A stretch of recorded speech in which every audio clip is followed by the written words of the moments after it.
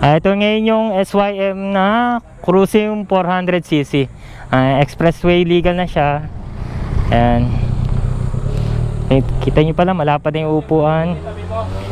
Ayan, naka dual shock naman siya. Usually pang mga maxi scoot na 400cc. Ayan. Ayan, let's go. Try natin. Actually first time ko mag test ride ng scooter na 400cc. Ayan.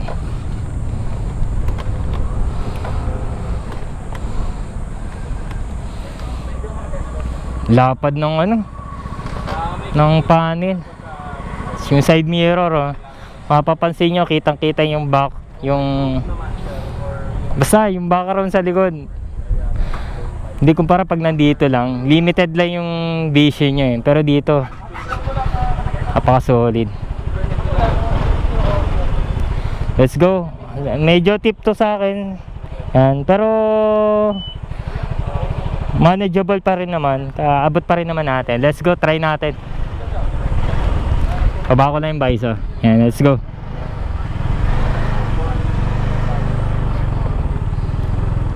Ay, grabe. Grabe. Grabe ang gaan. Ang first time natin mag scooter ng 400cc. Grabe ang gaan nito. Nanibago ako.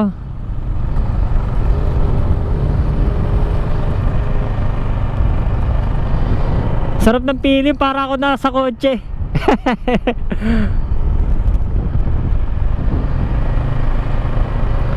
Ay, grabe to.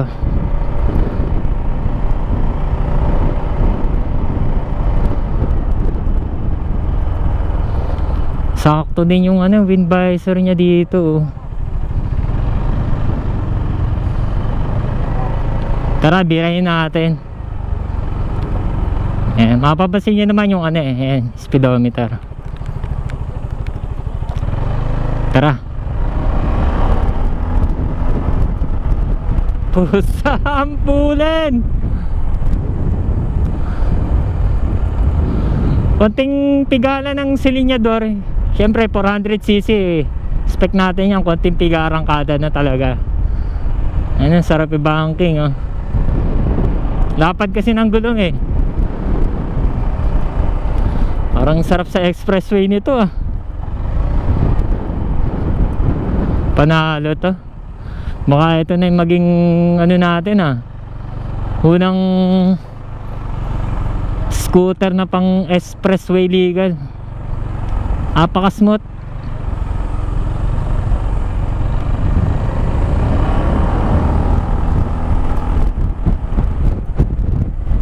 Grabe ang tulin. Try na sa cornering.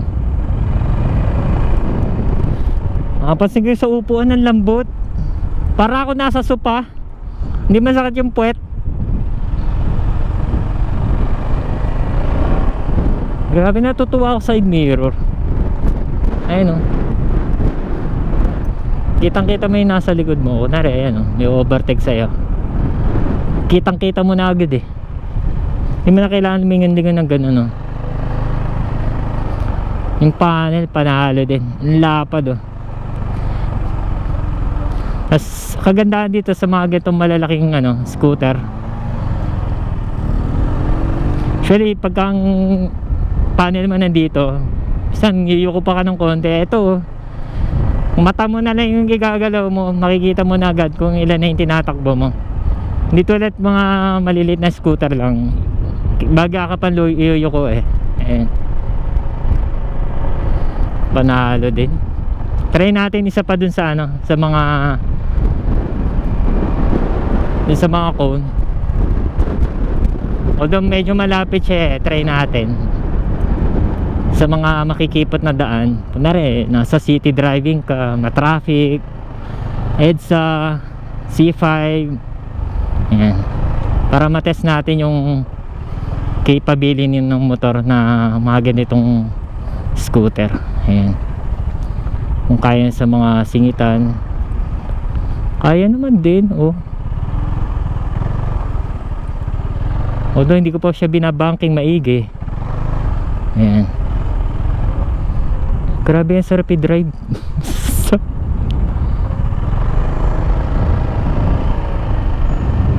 Panalo to. Bukuha na tayo nito. Bukas agad. Joke lang. Promise.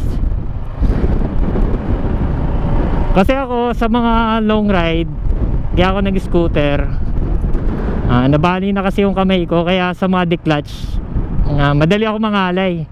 Nabali kasi yung kamay ko no, since 2000. Na-aksidente tayo ng 2004. Kaya pag mga piga-piga sa mga clutch, madali na ako mangalay eh.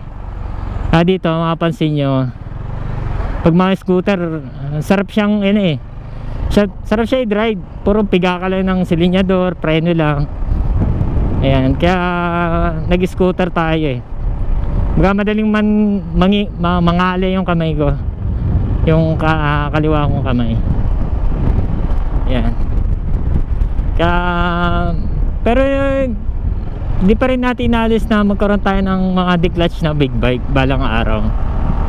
Pero for sure mauuna din siguro sa akin yung scooter na 400cc. Ito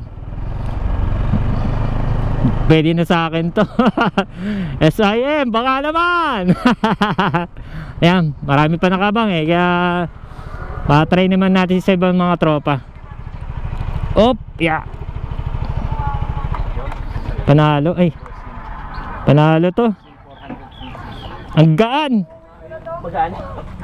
Sarap i-drive, promise. Baka ito na yung magiging bago nating big bike.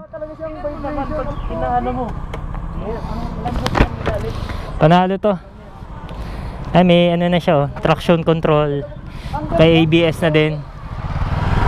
Ngayon mapapansin nyo. Solid to. Ang ganda niya sa cornering. Mas masarap to sigurado pag napatakbo natin sa expressway. Dito kasi limited lang na ito yung pwede nating ikutan. Pero so far all good sa akin to. Cruise sim pala. Ayan. Thank you SYM.